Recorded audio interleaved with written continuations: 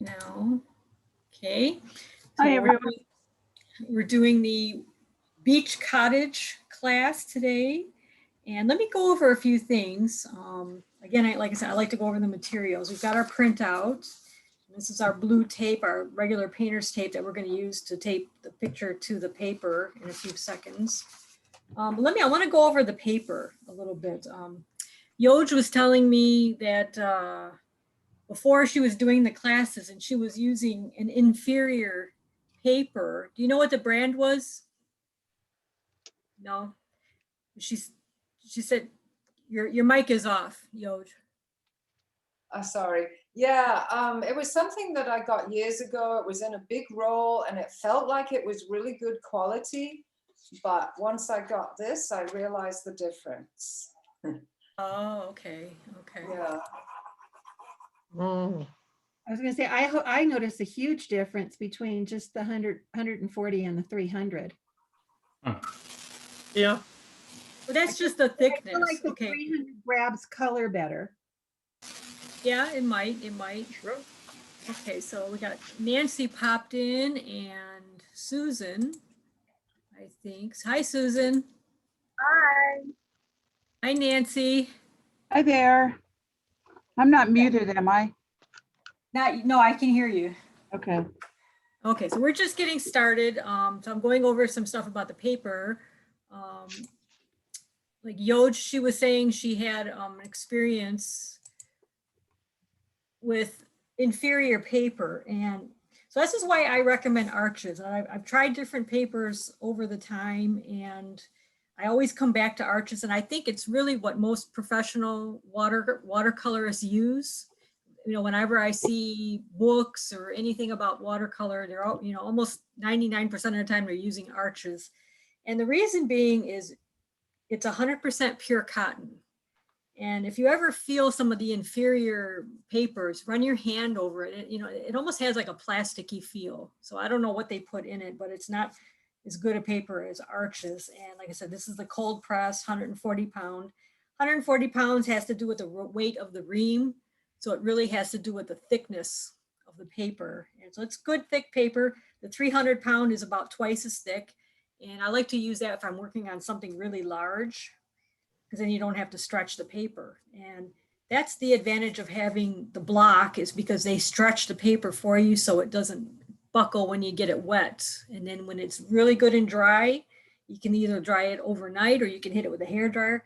Then you cut it out and you have a nice flat piece of paper. Like here's one that comes out and it's just real nice and flat. It's not buckling at all. So you want to leave it in the block.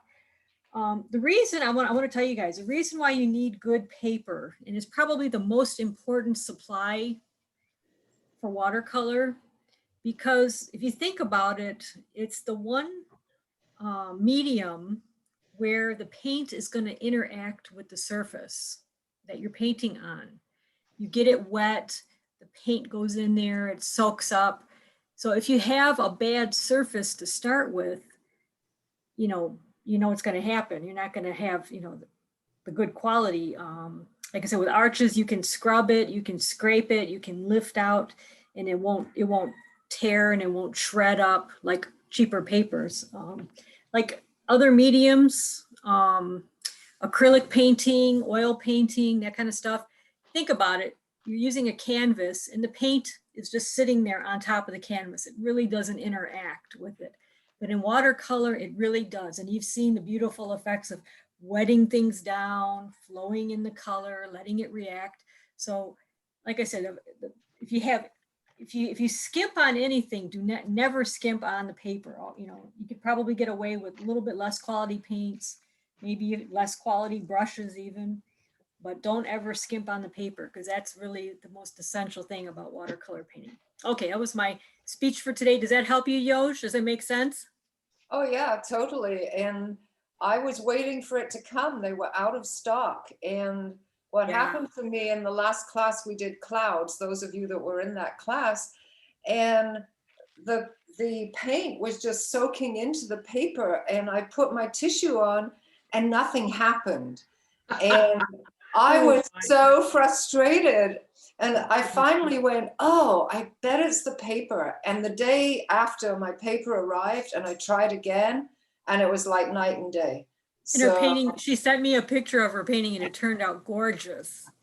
Beautiful, it was great. So yeah, now you see that, you know, firsthand, good paper is all essential. And yeah, this paper really is in demand because a lot of people are doing online classes. So, you know, if you're starting to run low, try to place an order because it probably will take a couple weeks to get it if it's in stock. So I know that's one thing people are having trouble with. Okay, so we're going to talk about the paints.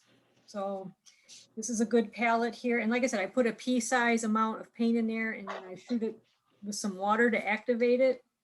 So we've got our Windsor green blue shade, our sap green, our Windsor blue green shade, dioxazine purple, sepia, quinacridone magenta, Windsor red, gamboge, cadmium orange, and burnt sienna.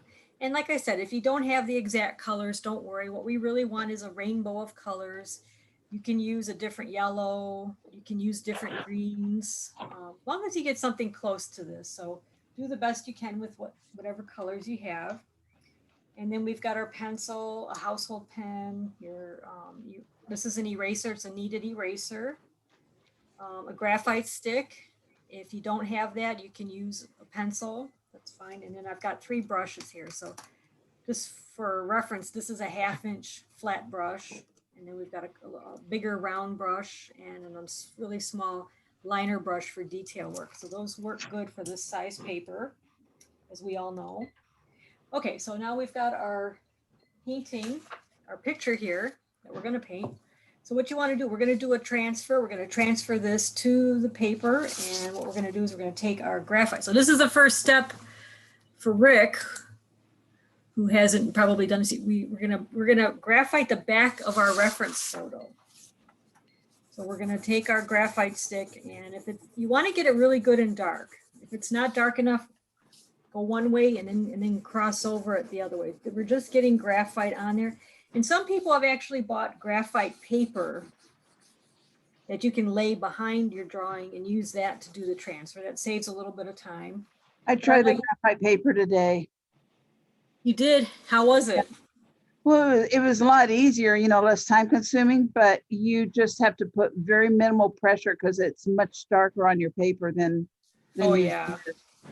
And it can be kind of messy too. So what I want to say, because I use the graphite paper, is that that's true the first number of times you use it, but you can reuse it almost forever, it seems like. And Yeah. it gets lighter and lighter as time goes on. Yeah, I figured because And it's quite also when dark. and also when it's brand new, I recommend using a marker tip instead of something hard like a ballpoint pen or a pencil, because it's a softer touch and it doesn't come out as dark. Yeah, I started out, it was coming out really dark, and so I found that I was like just barely touching the paper because I was using a pen. And I was barely touching the paper and it was coming out good and clear. Yeah.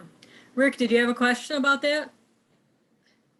Yeah, actually, so I'm taking my picture Uh-huh. and flipping it face down and kind of tracing out what the drawing is.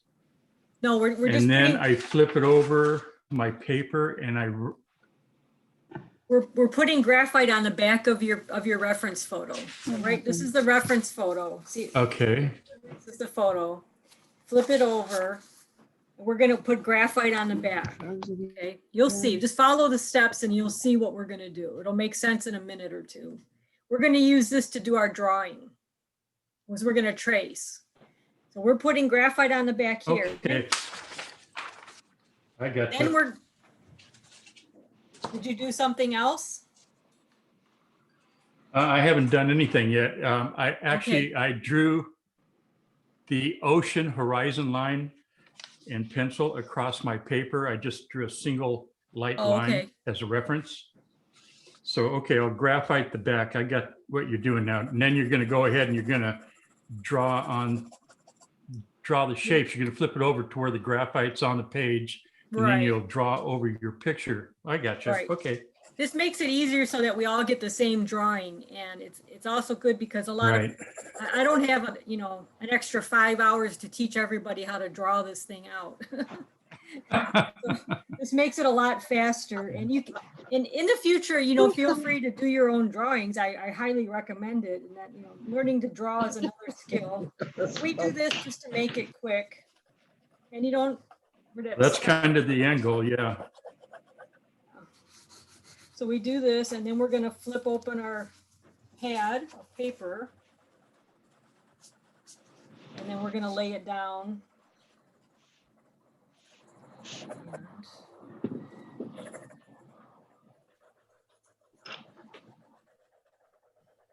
Kind of center it on it, and then we're going to take our painter's tape and tape it down. So take a quick look, Rick. So Yeah, and I didn't bring painter's tape because I thought that was just for stretching. So no, oh, okay. No, this is for the. If you've got a little bit of masking tape around, just take a couple pieces. It's just to keep it. The reference photo from slipping on you while you're doing the drawing. You don't want it to change position. Okay. Just hold it really tight. I never. I'll go get some tape. It'll probably take me 20 seconds. Yeah, just get a little bit of tape. I never take mine down. I just hold it. Well, you're good, Margie. I always move mine if I try to do that. I'm careful. You are careful. Oh my. You don't have to put too much detail in there. Let's see. Okay.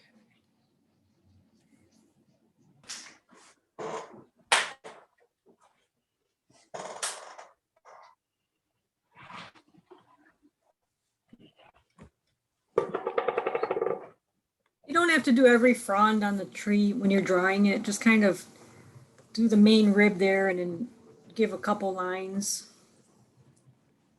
You can even make it a little different if you want. So you see what we're doing, Rick? So I'm using my Yes. pen now. I've taped it down. I'm using the ink pen Oh. and I'm tracing out, and you'll see that when I pull it back, it's starting to come out. You want to make sure that you can see it before you go too far. Okay. So, and you don't have to do every detail. Like I said, I'm just, for the palm trees, I'm just doing like a little line there and then a little bit of the fronds, because we're going to paint those in. You don't have to get exact. The one thing you probably want to do more exact is the house. Jeez. Don't have to be too Dang, exact. Marionette, this is a hard painting. Is it? Well, I don't know. There's a lot of different things, a lot of detail. There's a lot of stuff happening in there, so we'll just do the best we can. You can always simplify a little bit. Like this railing, you don't have to put all that detail in there if you don't want. Kind of simplify it. So good, this will be a little bit challenging for you guys. And it'll give Rick something that he can really learn. A lot of different techniques.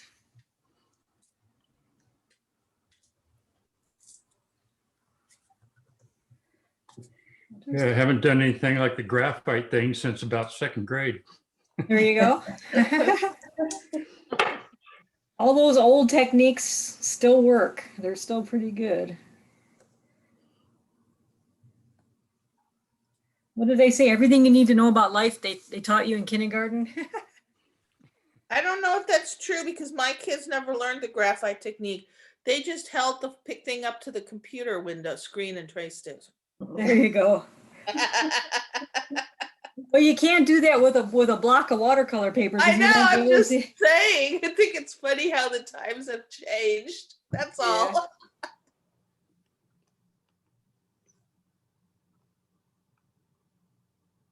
It was funny in second grade when you'd have about 20 students all up against the windows of the classroom Yeah. tracing.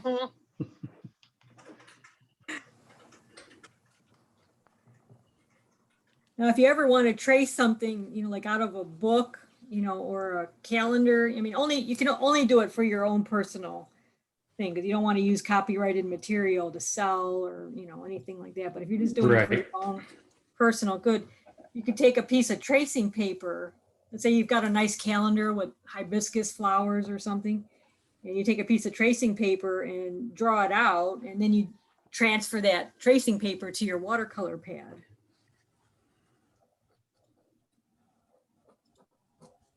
That's one way you can do it.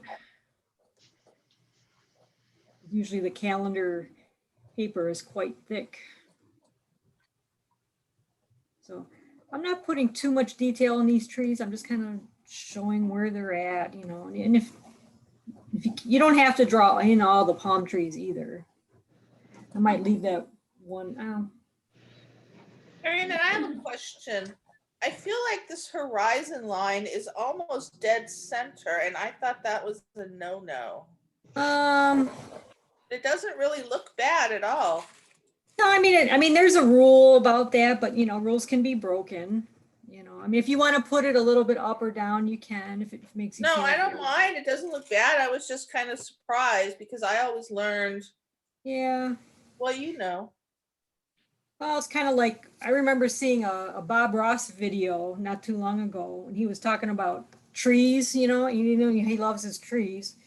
And he says, you know, here he is painting some trees, and he says, you know, that the rules are always, you know, Oh, working not odd again. numbers. So you want to have like 3 trees, Right. you know. He says, let's put 4. He says, maybe the tree wants to have a little friend over. So there, you know, we're going to have 4 trees. He says, you know, do what you want. There's Well, rules, yeah. but then there's, you know, rules are meant to be broken. And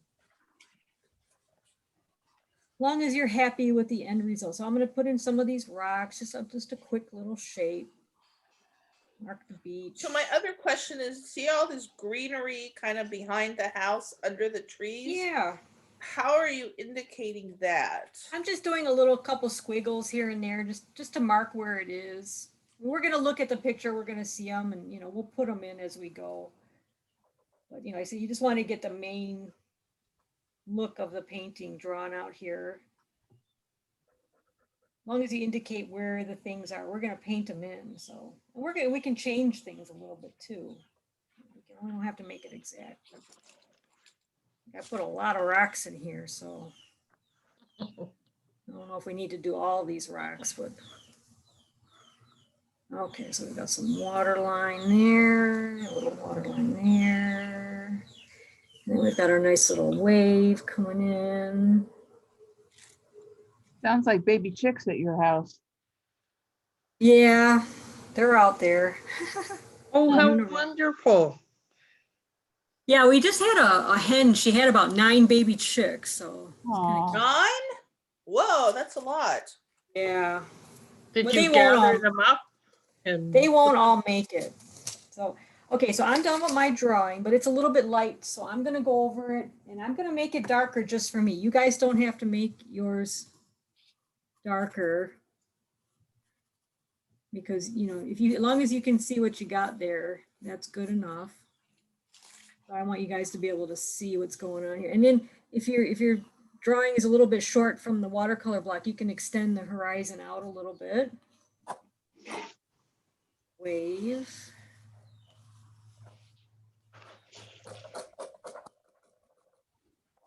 You guys are drawing.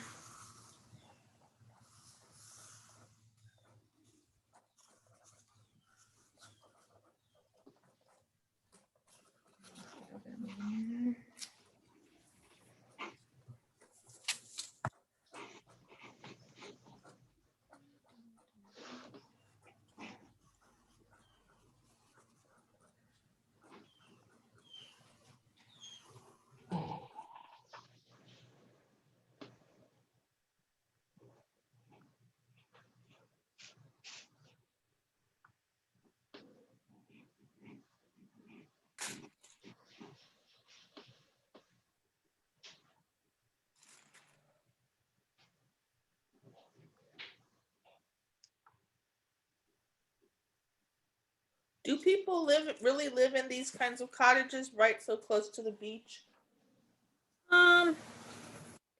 It's kind of a little bit fantasized up, but you know, over by the Waimea cottages, they do have cottages that are it's like a vacation resort, and they have some cottages right by the beach. And then there's an area called Pacala's here.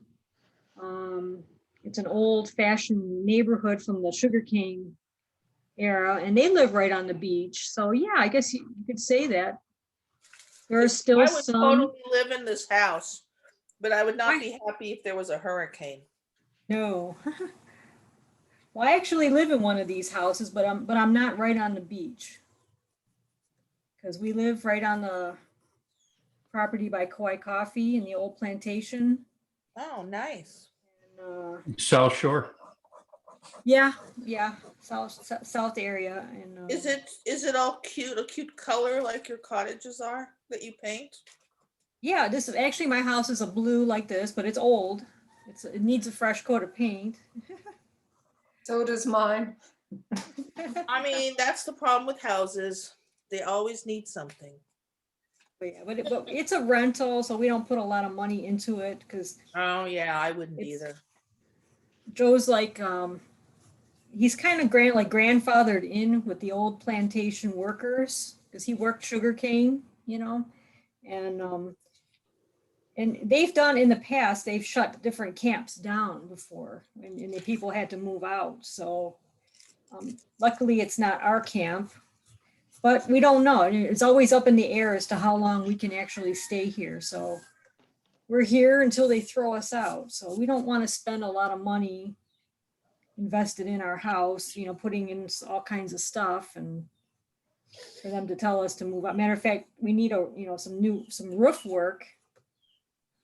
And Joe talked to one of the ladies at the housing, and she said, just try to patch it as much as you can and don't invest a lot of money in the roof. Throw on some patchwork, So I call it glorified camping. That's Hawaii. Yeah, but like I said, I'm really blessed to be able to, have what we have, and it's all good. It's a nice, and like I said, we live right on a plantation. There's not too many people. We're surrounded by Joe's family. His sister lives next door, and his nephews live on the other side, and sister-in-law. Was Joe born and raised there? What was that? Was Joe born and raised there? Not really, but he's lived here most of his adult life. Hmm. He grew up more in Omau, which isn't too far away.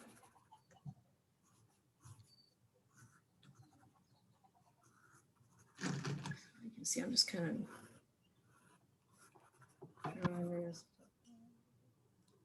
I think it sounds like heaven. Mhm. It is. I really like it. I'm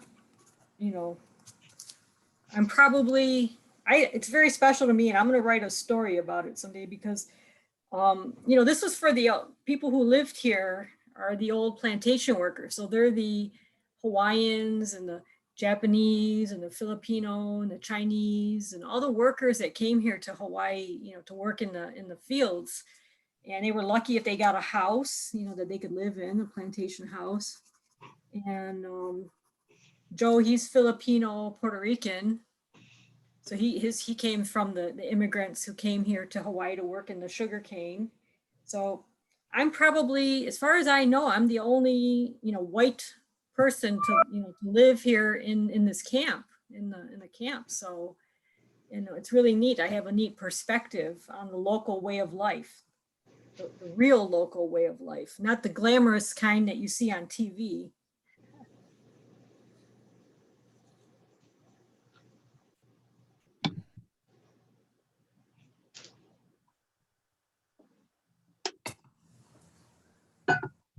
Okay, so I've got my drawing done. I'm going to pause it.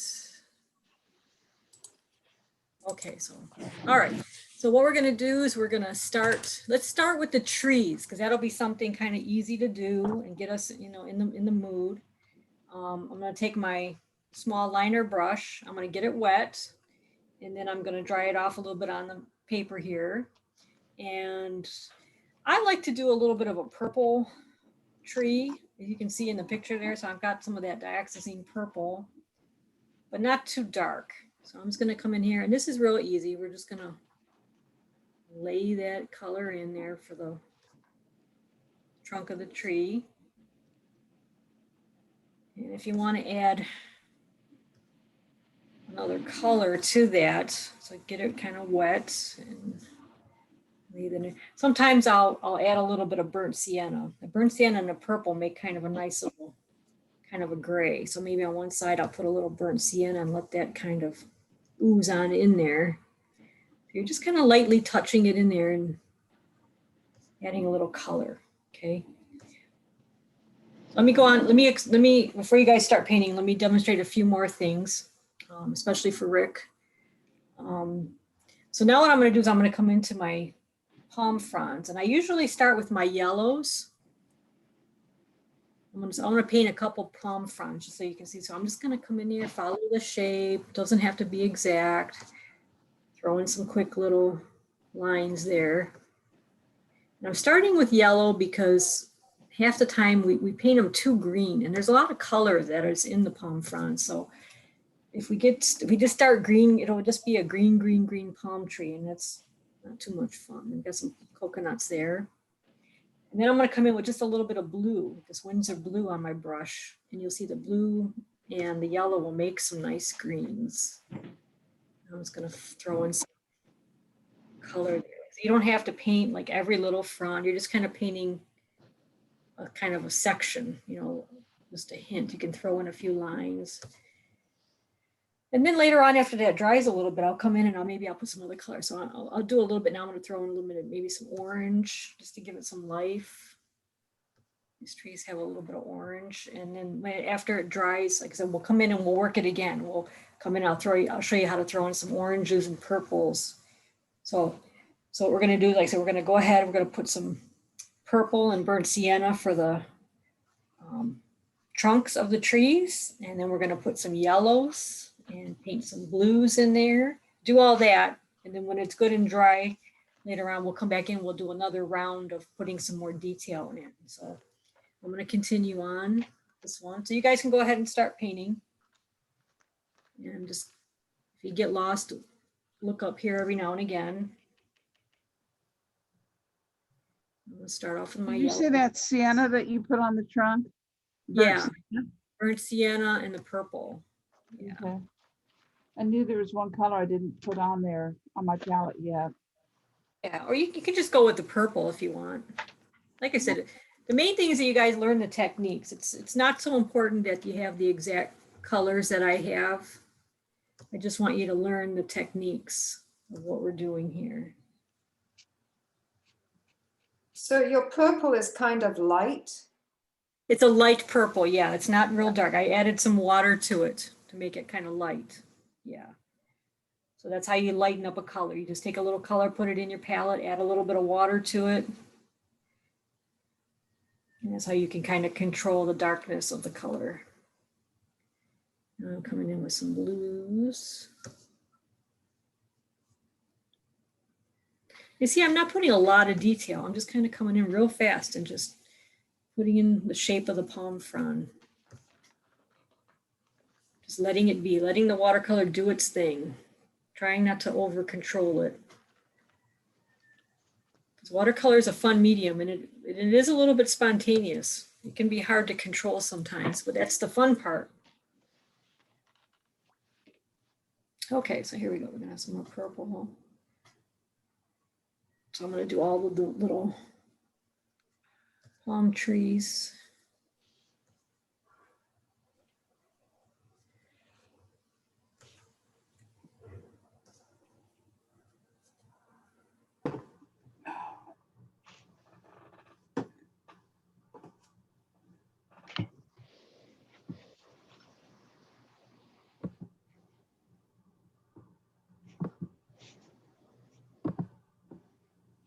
There.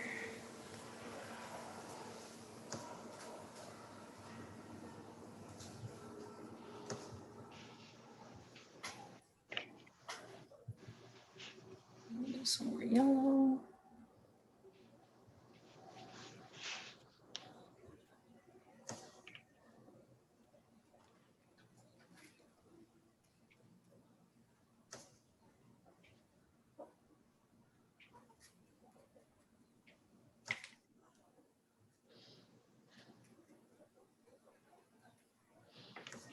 And I'm trying to stay a step ahead of you guys. That's why I'm going kind of fast.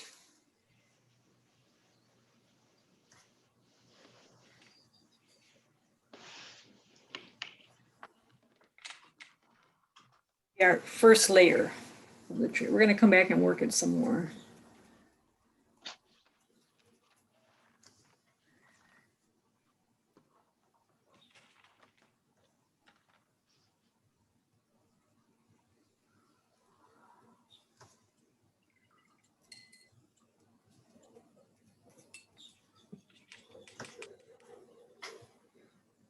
And a little bit of blue.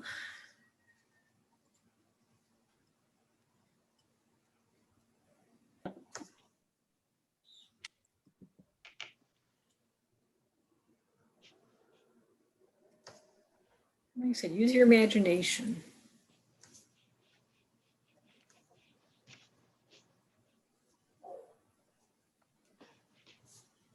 Like Bob Ross would say, happy little trees. You got happy little palm trees in Hawaii. Have you been to Kauai, Rick? Yeah, for about the past 20 years.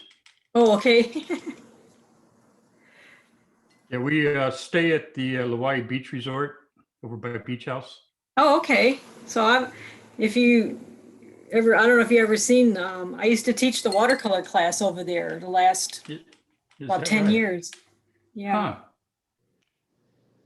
Yeah, we didn't go this last year. We didn't want to spend the full 2 weeks in the room. Exactly. Yeah. Yeah, I think they're open now, but very slow. I was over in that area the other day, just driving by, and it seemed like they had some people staying there, but not a lot. You could tell by the parking wasn't that full. So they're Yeah, I starting to wouldn't come think back. so. I heard that it's really nice so that like down around Poipu, where maybe you might see a turtle a day out on the beach, they're Uh-huh. having like 25 to 30 turtles every night sleeping on the beach. Yeah, the turtles have really come back a lot. So yeah, if anything, this pandemic has really helped the animals. Right. That's a Not good good for thing. Yeah, it's good. It's good for them. Like I said, it's not good for us people, but there is some positives to it. They say the reefs are coming back, and God, the water is a lot cleaner. that's so nice because it's so disgusting when you go over there and you see somebody that's there for their first time and they're walking all over the reefs with their fins on. Yes, I know. It drives you nuts. It does. Sadly, I think it's just going to go back to the way it was. So Yeah, unfortunately. Hopefully, we can get a little bit of recovery in some of the numbers. I think that would be lovely, but I don't know.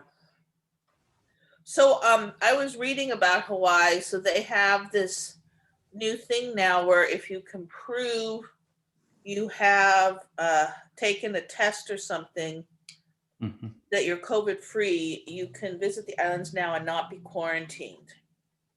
Right. So I think that's awesome. However, it has to be from an approved person because the person who was writing this had gone to Hawaii and where they had taken their test wasn't approved. So they got all the way over there and had to spend their whole vacation in their hotel. Right. Yeah, maybe you got to really They read got really mad at when I agree with them because Hawaii should have told them ahead of time what was approved and what was not. I mean, but They do. It's on the website. They have a Yeah, website. I was So gonna some say, it's people just don't posted read it everywhere. and they don't follow the rules. well, I don't know. This is the article I read. The guy's an actual writer, so I think he probably did. Maybe he did it right at the beginning, and Hawaii hadn't quite gotten to that point yet. It doesn't matter. The point is just make sure that you've got all your ducks in a row. I think still on Kauai, I don't think you can just come over here with with a negative test. You have to, on Kauai, there's a couple ways. You either quarantine for 10 days or you can go to a bubble resort with a negative test, and then you take another test after 3 days And if it's negative, then you come out of quarantine, but you get to Right. spend the time in the bubble resort. You can use a pool, eat at their restaurant, suntan yourself, go swimming or whatever. And that's all fine. I mean, I think Yeah, I wish all states were doing it like that, I guess Yeah. Hawaii can control it a little better because there's only certain ways people can come into Hawaii.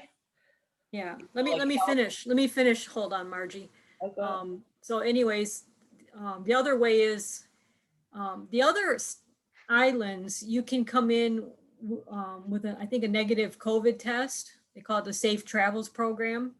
So if you stay on another, let's say you come into Maui, you can stay there for 3 days, then take another negative COVID test, and then you can come to Kauai without having to quarantine. So you can't come directly to Kauai with a negative COVID test. You have to either stay at a bubble resort or you have to stay on another island for at least 3 days. So, but if you wanted to go to Maui or the Big Island or Oahu, you can just take a negative COVID, get a negative COVID test 72 hours before, you get there, and you don't have to quarantine. But right now it's working for us because I checked the stats on Kauai yesterday or today, this morning, and yesterday we had one active case and one other person in quarantine that was related to that active case. So our numbers are really down. So it really shows that it's working. Well, yeah, I don't doubt it. But what I was saying is, a state like California can't do that because you can't man every road and Right. No, you can't. every road into California, and people can just run across the, border. I mean, from Nevada or wherever if they really wanted to get here. So, of course, Right. I know you could probably run your boat up onto the shore if you really wanted to. But the point is, I think it's just a little different situation, which makes it really nice. But Yeah, it's yeah, really- it is showing how if people are really paying attention that things can really work. Stop doing your trees. You can take a break from that. You can come back. Now we're going to start working on some other stuff. So you can decide what color you want your house to be. You can do like a little turquoise blue like the one there, or you can paint it whatever color, maybe a yellow. I might make mine yellow just to make it different. So I'm gonna clean up my palette there. Okay, so what I'm gonna do, I'm gonna take this round brush and I'm going to paint in underneath the roof line and try to carefully go around anything that might be the little trim of the house there. I'm gonna paint that little block in there. Color in here. And it doesn't have to be perfect.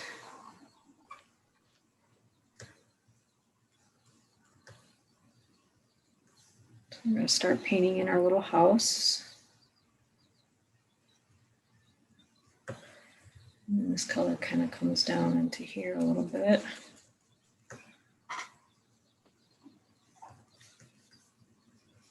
Like I said, it doesn't have to be perfect because we can come back in and fix it up a little bit.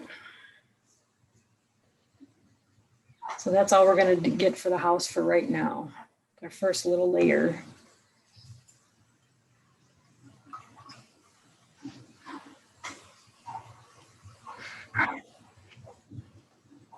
And if you can, try to come back in and maybe put some more like darker color right underneath the roof line, because that's where the shadow is.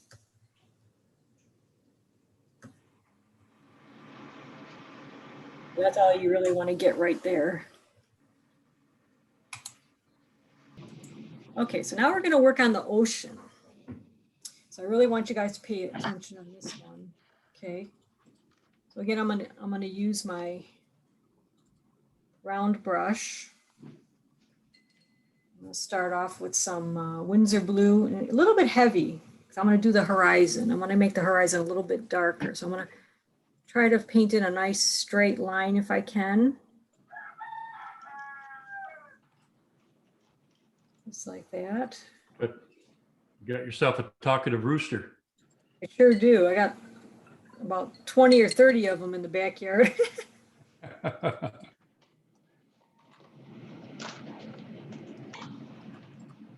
We love them. I'm gonna do a little line like that.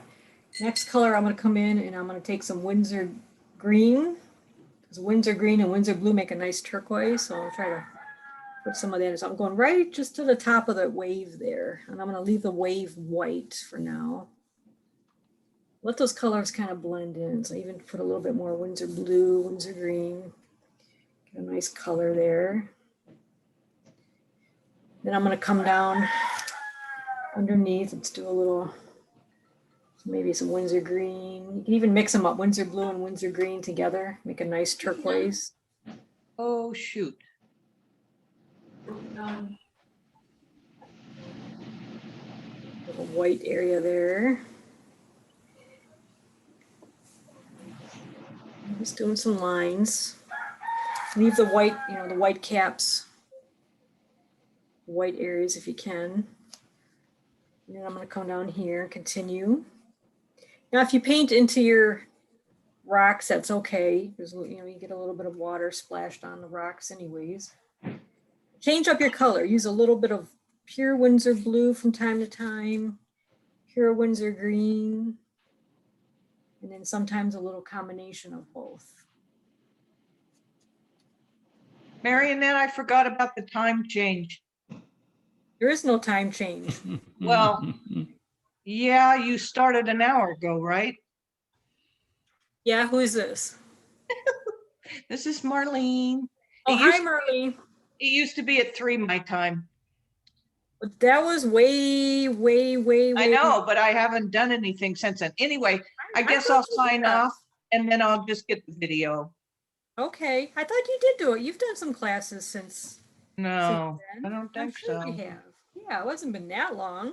Oh, it's been a while. But we're gonna go back to the old time. Yeah, in March. All right. Well, anyway, Okay. I'll just watch or I'll sign off. But thank you. Okay. Nice seeing you. I like your background. I'll mute myself. Okay. Feel free to ask questions. Okay, so you can see I'm just kind of laying in the color there.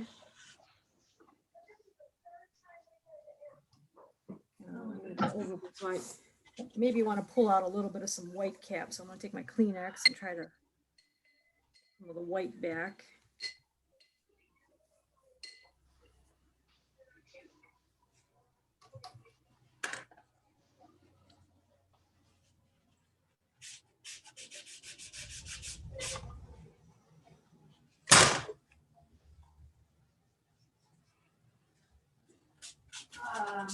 To get to about that point, then I'm going to show you guys how to do the wave. Okay, there's a little bit of a technique for doing the wave. So just get some of that blue ocean in there and No, I wouldn't.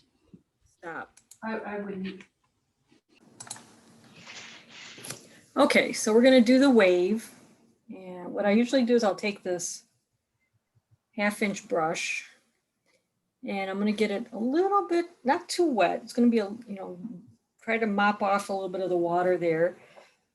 And I'm going to go into my turquoise color there. And I'm going to try to spread the bristles out a little bit. See how I can kind of spread them out a little bit? So it's almost like you're making a little fan brush. So you kind of get some paint on there and then kind of spread them out.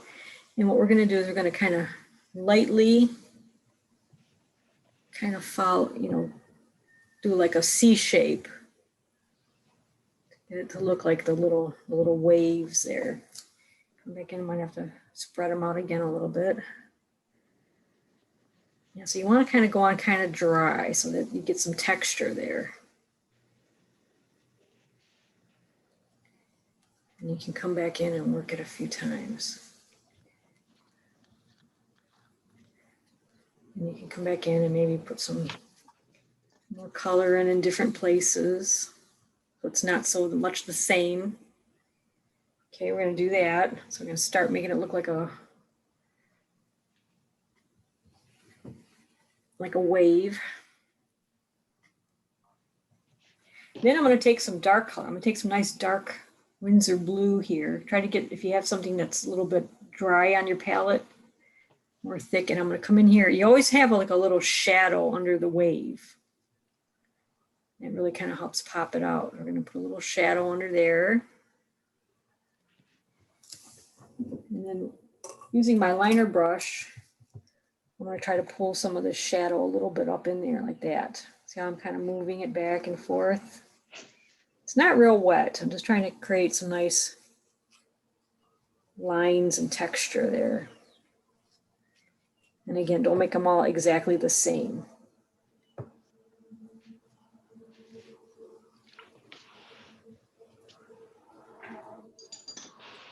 And I'm going to take a little color and maybe just kind of bring it around a little bit there. Create a little texture. Same thing with the back now. This part here should be a little bit dry. I'm going to take the small brush, maybe just throw in a little bit of some lines and some texture. Just go lightly. See, we're starting to get that nice look of the wave there. And we can come around here and do a little bit of lines and texture. Some more Windsor blue.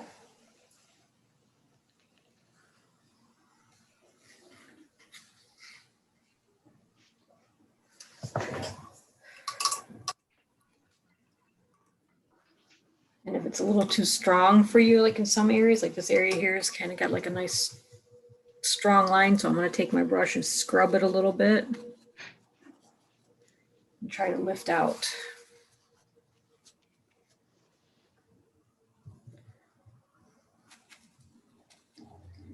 And that's all you got to do for now. We're getting there. Slowly but surely. Okay, then we're gonna work a little. Remember I told you we're gonna do some more detail on the palm trees. So you can take a break on your wave there if you want for a minute. We're gonna come back in. I'm gonna take some oranges. Just kind of like a little bit here and there, just to add a little bit of color to the palms. Kind of like in between. If you have any white space, you can go over a little bit. Doesn't have to be everywhere, but just a little bit. And I'm also going to take a little purple. Throw in a little bit of shadows. Underneath those coconuts, there's a little bit of shadow. Down here is a little bit of a shadow. I'm trying to accentuate there. So it's just starting to pop out now, a little bit more detail.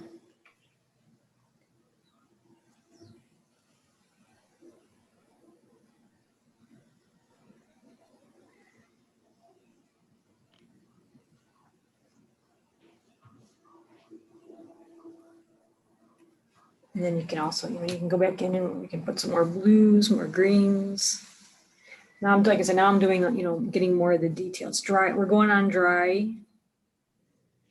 And you can pop out some more detail in the palm fronds there. Okay, so.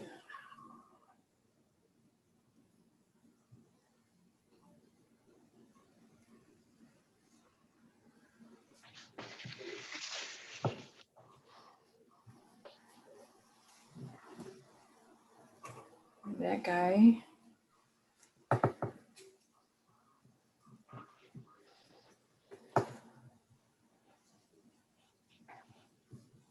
It's just fun to play with the palm tree. Painting trees is so much fun and relaxing. Especially when I got the crew out there crowing for us.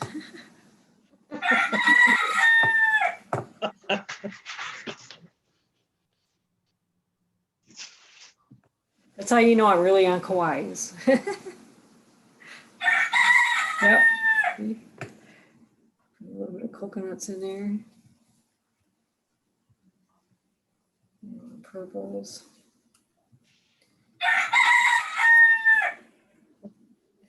Ooh.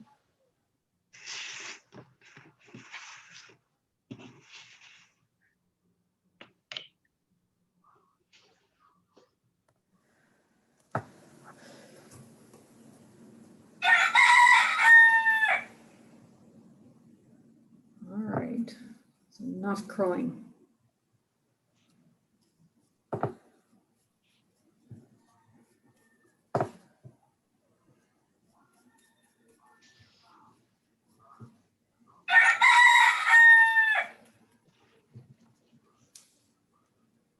Just adding some more colors. Looks like he's right outside your window. He is. The window's open and he's right out there. You know, I said the funny thing is that once you live here, you get so used to it. Like in the morning, they start crowing and they'll be right outside our bedroom window and I don't even hear it. I mean, it's like I can go right back to sleep if it does wake me up. It's music to my ears. So you're painting from home? I'm at home, yeah. Yeah.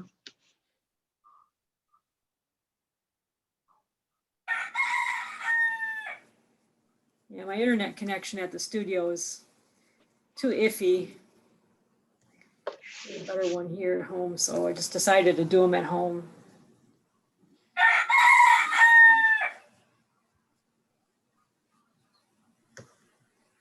There's gonna be some purples. Now, if you want to add a little texture to the trunk of the tree, get your small brush, just maybe get a little purple on there. Not too wet. And just kind of, you know how they have those little lines, just kind of run your brush down, little squiggly lines here and there. Don't make them too even, you know, make them a little haphazard there.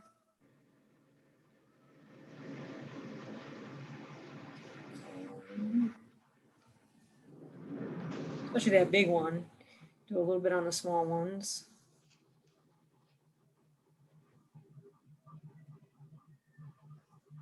How's the parakeet situation over there now?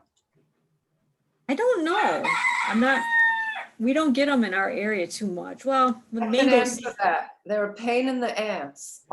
oh, there you go. She knows more about it than me.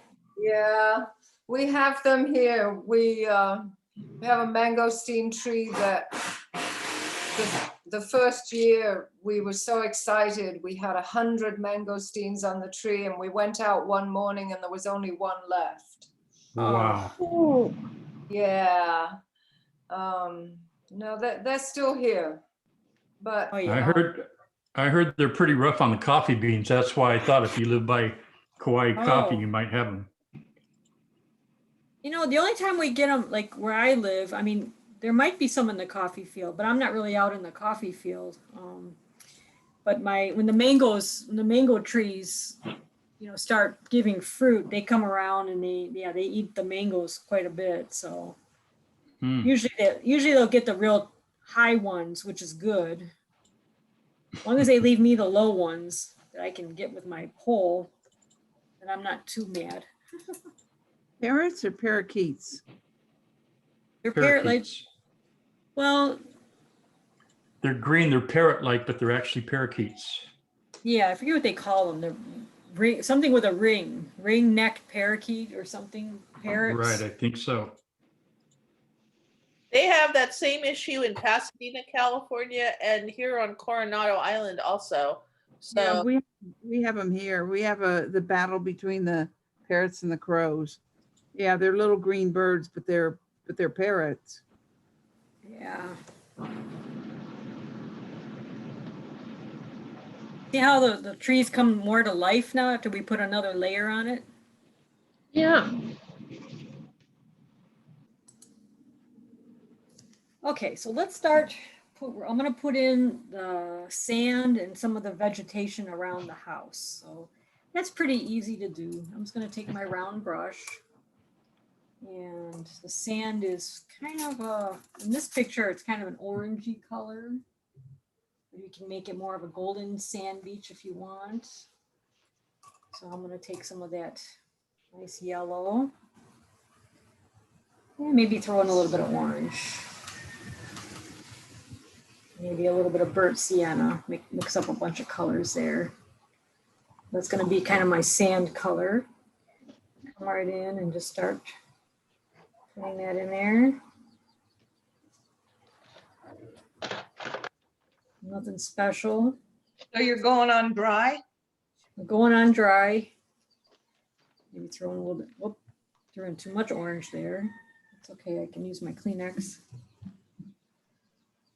Whatever. Nice color. Just kind of look at your reference photo and put it in there. Now there's a little bit of some rocks there. If you paint into the rocks, that's okay, because we're going to put some more darker color on the rocks. And we've also got, we're going to have where the grass kind of vegetation meets the sand. You see, I'm not, I'm not being too cautious here. Just kind of throwing in the colors. I can always go back in and fix it, and I'm going to throw in some rocks eventually.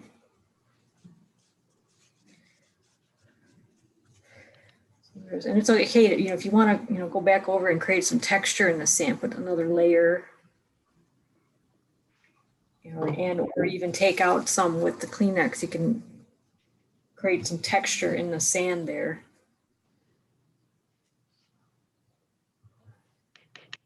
Okay.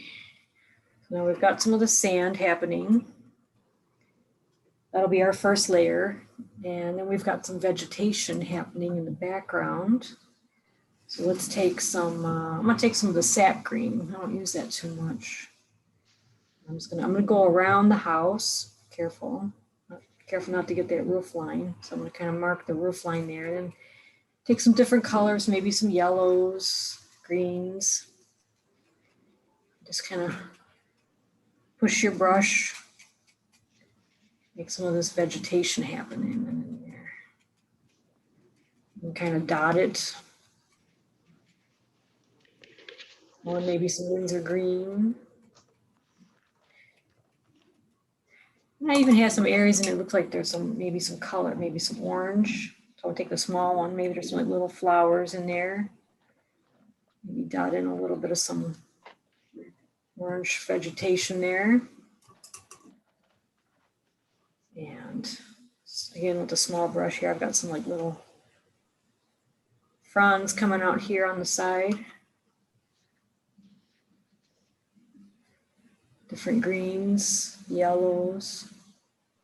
Now there's a little space in here right behind this palm tree. It's like a little bougainvillea bush. So there's like a lot of little flowers there. But next to this palm tree, I want to try to get something really dark so that this palm tree pops out. So I'm going to go with a little bit of purple on either side. Next to the house, I want to make something kind of dark. So I'm going to start off with some purple. And over here, go around that plum so that it pops out from the house. You can see where the background is. And I'm going to throw in some green. Some darks here to make those trees kind of pop out.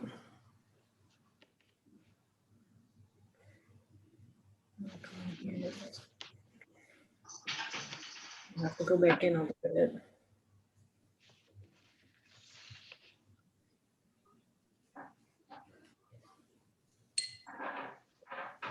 Some of that. We're starting. And over here where we've got the bougainvillea, I'm going to come in with this quinacridone magenta, that real pinky color. And just kind of dot it in with my small brush here, small liner brush. Some little flowers happening. But be careful you don't get too much of the stuff that's already wet.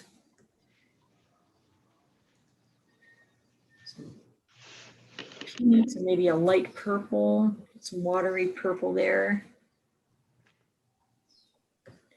You can have your bougainvillea coming, snaking out onto the grassy area.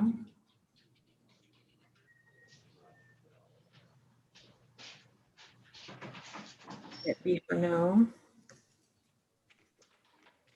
And then just down here, just to kind of finish this part up here real quick, take some sap green and go underneath the house. Kind of quick if you can. So doesn't dry on you. And we're gonna come up to where the sand is. So this is like the grassy part of the house there underneath there. And then we're gonna, later on, we're gonna come back and we're gonna add some more detail. This is good for now.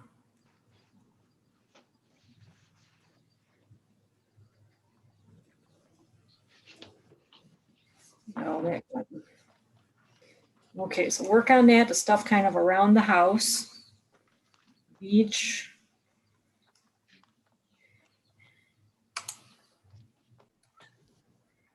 Okay, we're gonna do a little bit more demonstrating. Let's work on the house a little bit. What we want to do is we want to get the dark colors in, like in the windows and the door and kind of around the house so that it pops out. So what I'm going to do is to make a dark color. I mean, if you have black, you can use it. Sometimes I'll start off with some of this chocolate brown, this sepia, and add a little purple. Get some of the dark colors, maybe some of the blue. This makes a nice dark color there. And I'm going to carefully come in this, most of the house should be dry by now. Paint these inside of the windows. We got to go with the small liner brush. This is just the detail work that you got to put in there. Paint the door.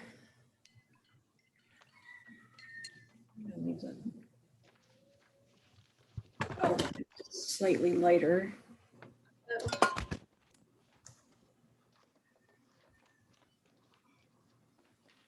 Or I can just paint it in there. I don't need a doorknob. A screen door anyways. And then we're going to do these little windows over here.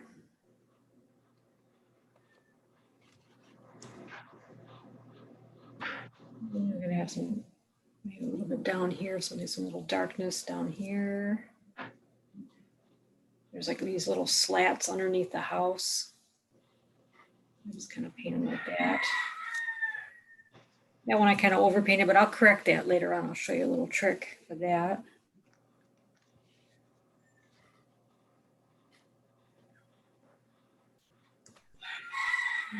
Line there.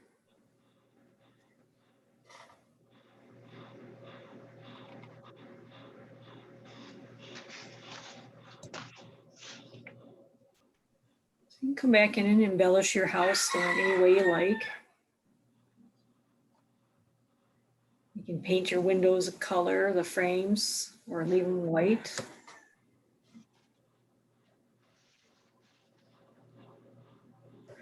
Now this area back here,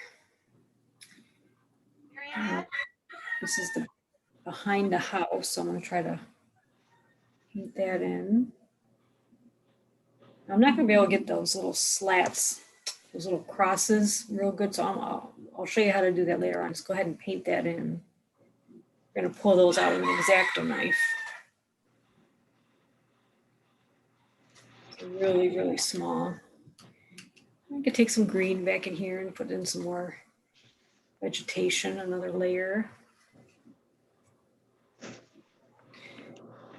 And let's see, maybe a little bit of some color here on the porch steps.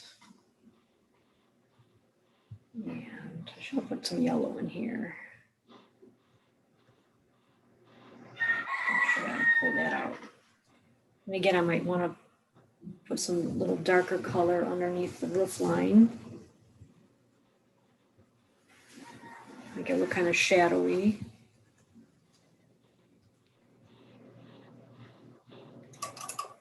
And then for your roof, if you, like I've got like a blue shadow on there. If you want to make it look like a red dirt roof, which mine is, take some burnt sienna.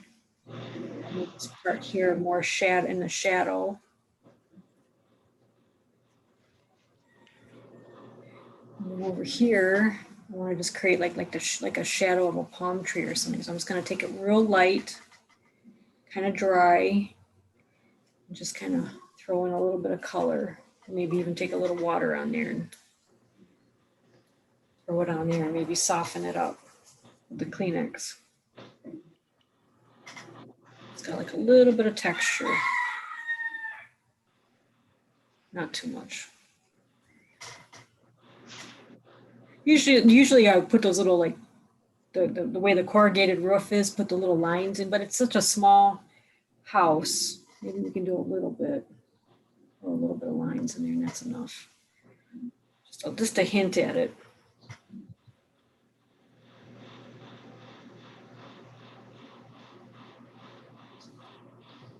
Go ahead and work on your house. And we'll come back in and do some more. Getting there. Okay, we're going to carry on here a little bit more. So let's come in and I'm going to show you guys how to do some rocks. So I'm going to take a round brush. Too wet. So rocks are usually a combination of some purple and that sepia brown. I like a little bit of purple in there. And just kind of paint in the shape. Kind of little different shapes there of the rocks. And later on, we're going to come in like maybe with a little X-Acto knife, and we're going to try to take out some like little highlights, little pock marks. But it's okay, like if it's not a perfect shape, don't make them all the same.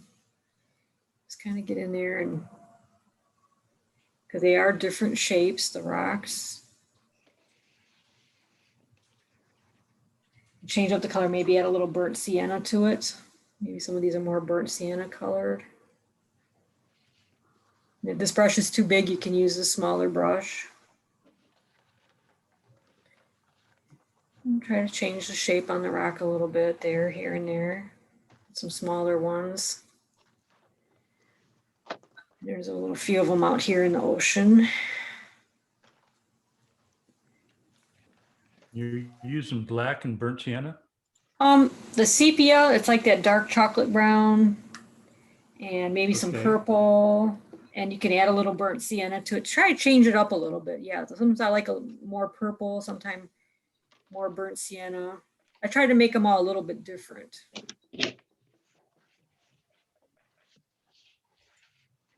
Shapes there. Don't, like I said, don't make them two the same. Some rocks over in here.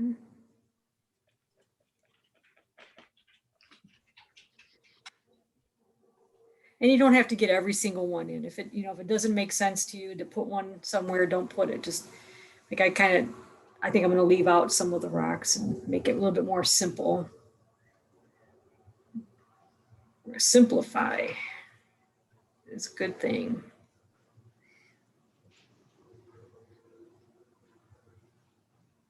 You put a turtle in. You can put a turtle in if you want. If you can draw it, you can do it. Make one a turtle if you want. Let me see if I can turn this one into a turtle here. Oh my goodness. If not, it'll be a big rock. Let's see. Let's put a little bit of green into it. Here's like his Baby, in there. that's waking everyone up. Cool. Oh my gosh, I love it. I would so live in that house by the beach with a turtle. I don't know if I can get his head good or not. Oh, that's so cute. Not the best turtle. Well, let's see. He's not the worst either. He's I was cute. just gonna say that. You're being so nice. That looks great.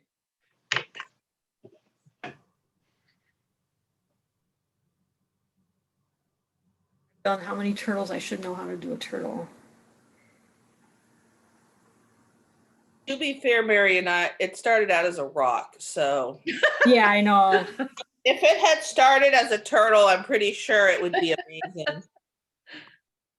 I can still you just keep working on it. There's so many things in this picture, and yet we get a turtle.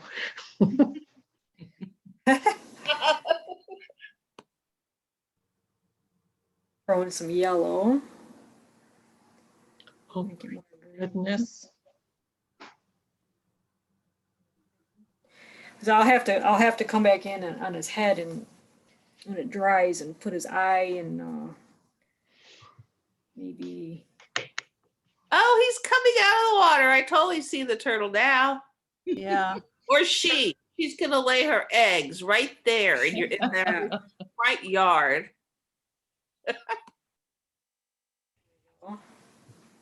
That looks great, Marionette. So cute. If I can get his eye, I'll be happy. So when you do an animal, you gotta get their eye just right. Eye there.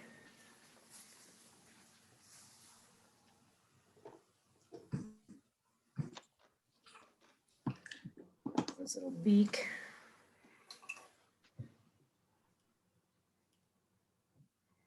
Let's get some orange on his head. Oh, I can always come back and work on the turtle some more. He's gonna take a little bit of work.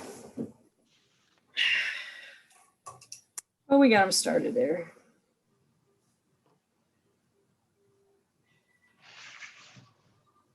A little shadow right there.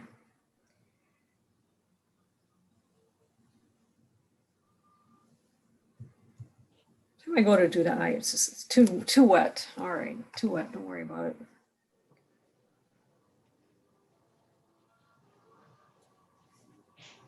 We'll turn him into a turtle. Okay, so after the turtles, we did our rocks. Now we want to play around maybe with the vegetation a little bit more. We'll do some greens. Let's see, I got some. I'm just gonna do some little lines here. It looks like little vegetation on the outskirts here of the grass. Little plants over here. You can throw some vegetation over here.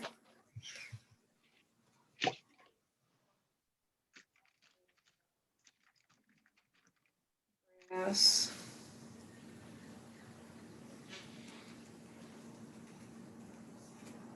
Even in here, you can see there's more detail, maybe like little palm fronds. So coming in with the darker green. Maybe there's like a little beach vine coming out onto the beach over here.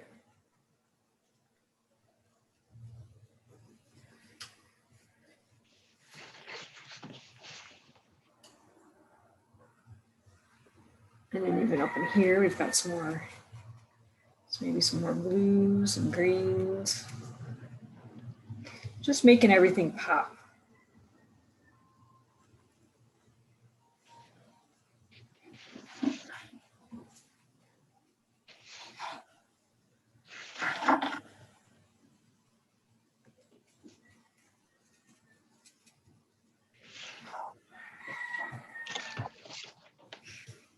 Let's see, make a little, the rocks are still wet. I'm just kind of going underneath them and maybe dragging out a little bit of a shadow. You can do a little bit there. Maybe throw some more of this pink color in there, some flowers. Make it pretty. Maybe a little bit of orange.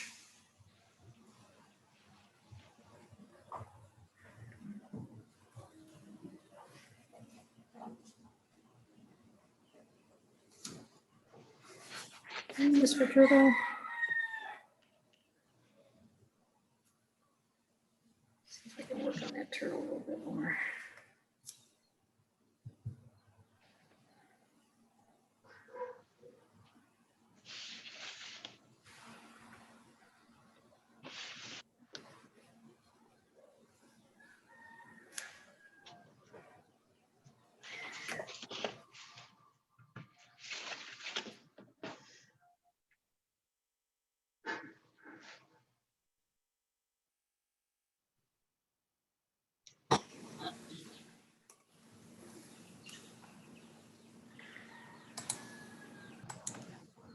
The playtime?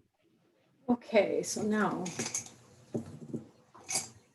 we're gonna do a little bit of scraping to get some detail and fix a few things up. So you're gonna use your friend Mr. X-Acto knife. And this is why you need good watercolor paper. This works really well on watercolor paper. So Marlene was saying, how do you get those little X's in the porch on the railing? So you just come in with your X-Acto knife. You just kind of scrape out just the very, very top layer there of the paper.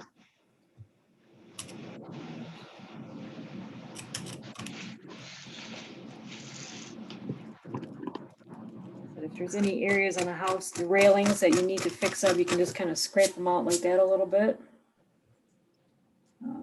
There's another one over here. If there's small areas, scraping is really good for it, and it helps to fix it up.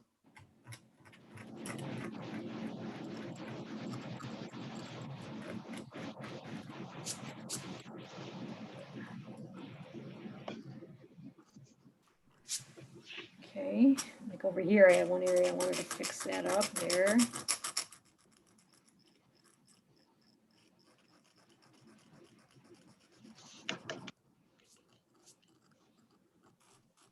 And then, like I said, you can do this on the rocks. Now, what I'm going to do on the rocks is it's not really jabbing it, but it's more a little bit side to side. I'm going to create a little texture on the rock, little highlights.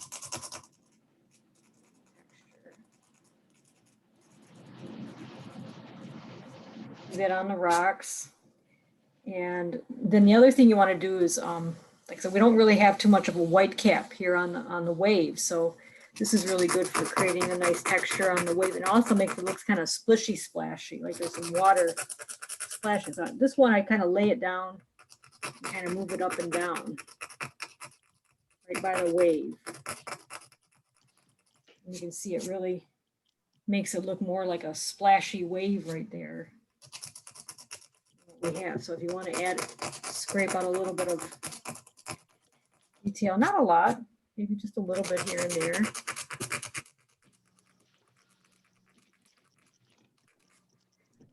This is a really fun technique to get back some of your whites. Just in a little small area. You would never want to scrape out like a big giant area. It would just be, it would be too uneven.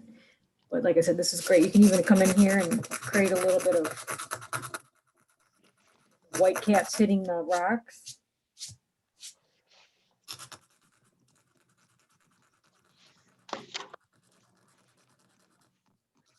Over here, maybe there's a little bit of white.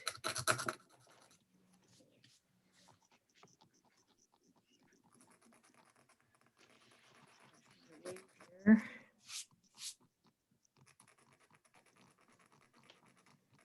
This is a valid technique. A lot of artists use this in watercolor.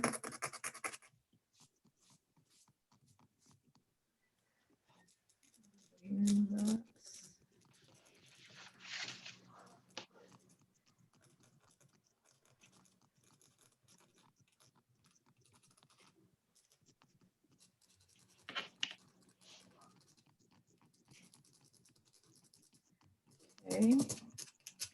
Now you guys are doing that while you're catching up. You can, like I said, you can go around and fix up your house a little bit. Put in whatever needs to be put in. I'm gonna work on the turtle a little bit. So let's see if I can. I'm gonna try to scrape out a little bit of an eye here. Ouch. Oh, I stabbed myself. Ow, be careful, don't stab yourself with a pen. No, I was looking at the painting and putting the cap on, and I missed the cap and stabbed my Aye. finger. Now the cap is on the floor somewhere. So another technique, I've got this little micron pen, which you can paint, as long as it's dry, I can put some details in the turtle here. Let's see if I can make it look more like a turtle.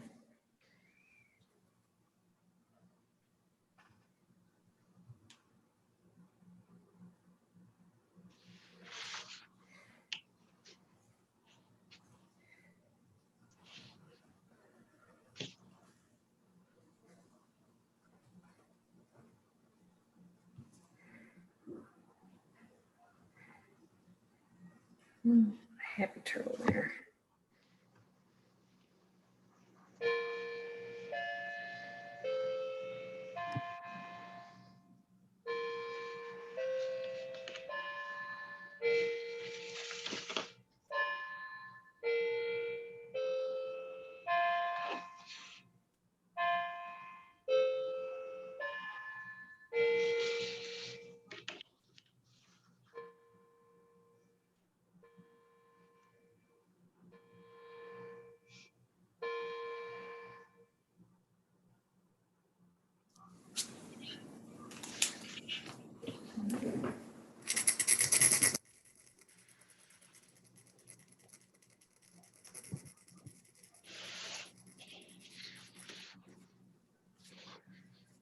Try to put a little highlight on his eye there. It came out to be too big, but that's okay. Does it look more like a turtle now? Oh, yeah. It's a little beak made it a turtle. Gotta get that beak in there. It's actually got a real pointy beak. There we go. He's laying there.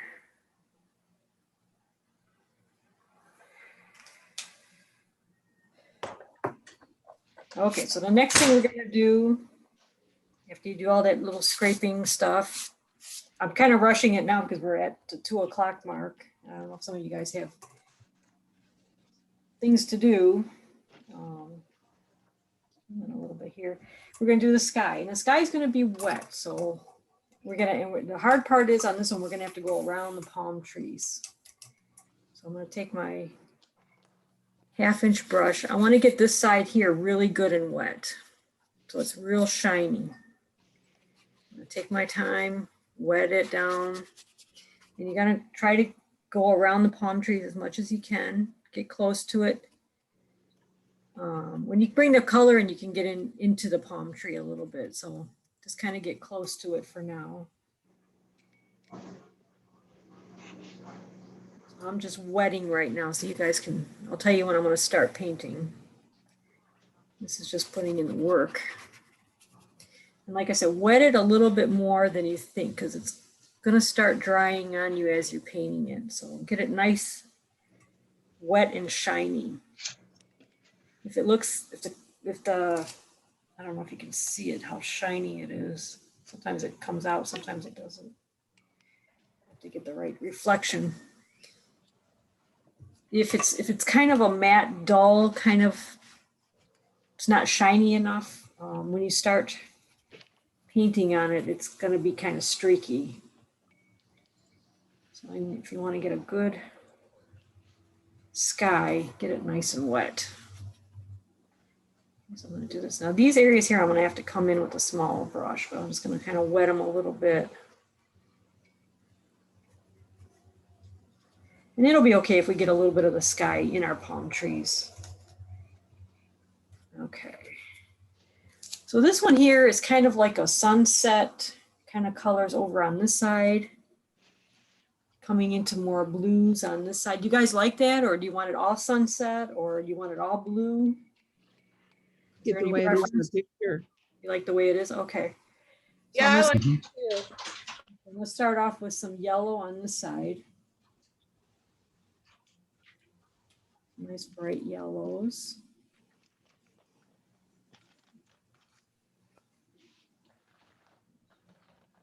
Now I'm going to go into some magenta, that nice pinky magenta color. Bring that down into the yellow a little bit. Magenta and the yellow will make some kind of oranges. Now over here, so I'm going to switch to the small brush. And some yellows.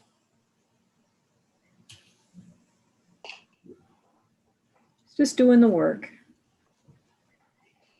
And then some yellows there.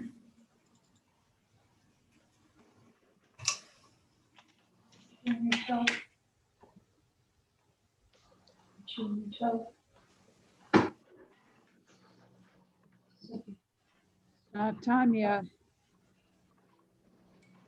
And then some more magenta.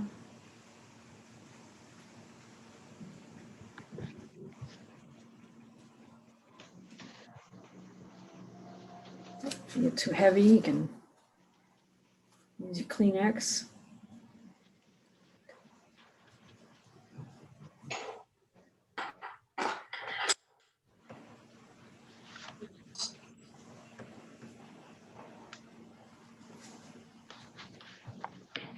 Heavy with that magenta.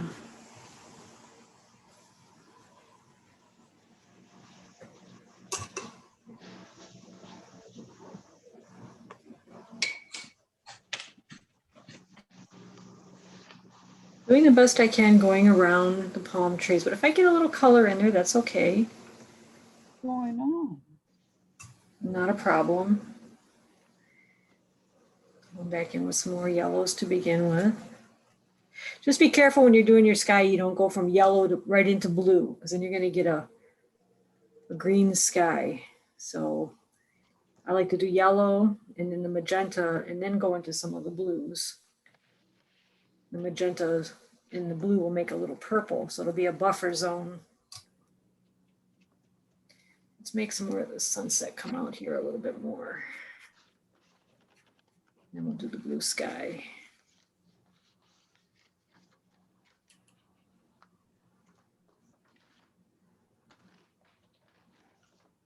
So the one thing in this photo, in my reference photo, I didn't like is that I cut off the sunset right here. It's kind of like I should have brought it out this way a little bit more. So we'll do that. Some more magenta here.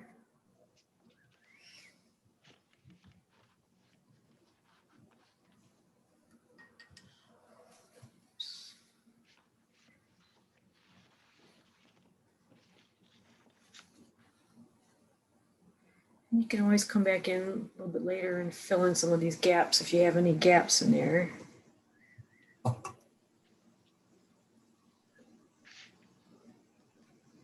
Let those colors flow.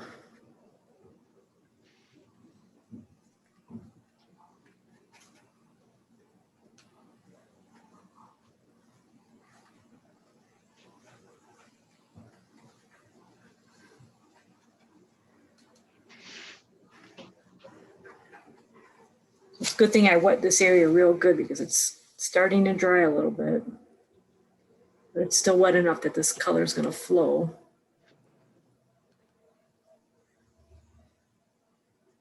Okay.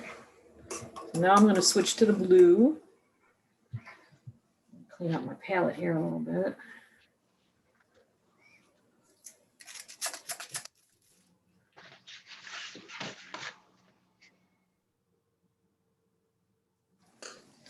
Take some of that Windsor blue. Maybe I'll just add a little bit of purple to it, or maybe a little bit of magenta. There we go. Now we're going to start throwing that in there.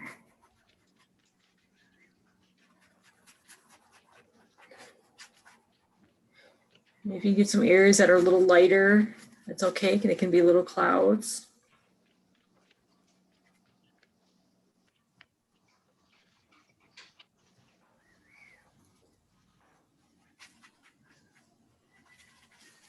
Somehow I got some orange on there.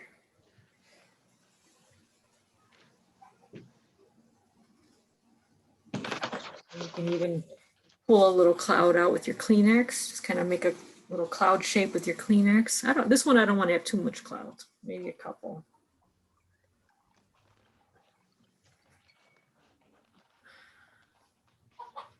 We're going to put our blue up in here.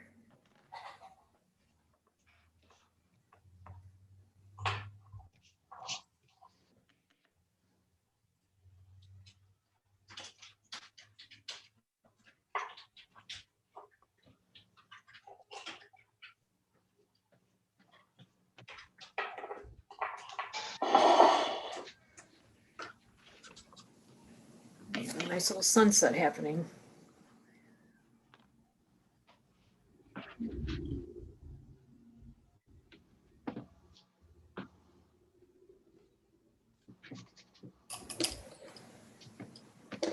That's probably the hardest part of the painting, is to get in there and get around all these little trees, but just do the best you can. Like I said, even if the color comes into the tree a little bit, that's okay.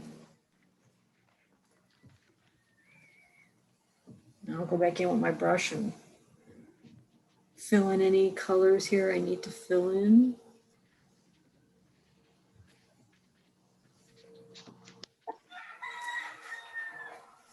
And there we go. I have a nice little sunsetty sky with our house, a little turtle guy, and our trees.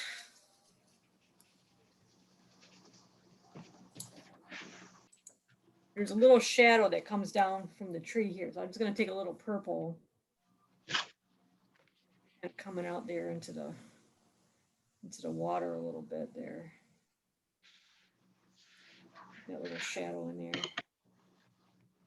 Like I said, you can come back around and work on anything else. You maybe add some more detail, add some more foliage. More dark colors if you want. What color of yellow did you use for your sunset? It's the yellow that we have in here that's called gamboge. Oh, But you could really? do a cadmium yellow or lemon yellow. This one's a real golden yellow. What do you have for yellows? The gamboge, but it doesn't look as yellow as yours. Yours looked